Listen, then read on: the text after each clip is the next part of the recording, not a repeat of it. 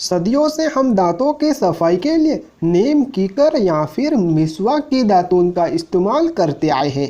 समय बदलने के साथ तकनीक भी बदल गई और दातून की जगह टूथपेस्ट और टूथब्रश ने ले ली। लेकिन टूथपेस्ट और टूथब्रश इजाज़त करने वाले देश आज दातून के युग में वापस लौट रहे हैं, लेकिन नए कलेवर के साथ। पेड़ और पौधों से सहज और मुक्त मिलने वाली जिस दातून को हम आज बेकार और पुराने ज़माने की चीज़ समझकर अपने जीवन से बाहर कर चुके हैं, बड़ी कंपनियां आज उसी दातून को शानदार पैकिंग में बेच रही है और लोग बड़े ही शौक से उसे खरीद रहे हैं।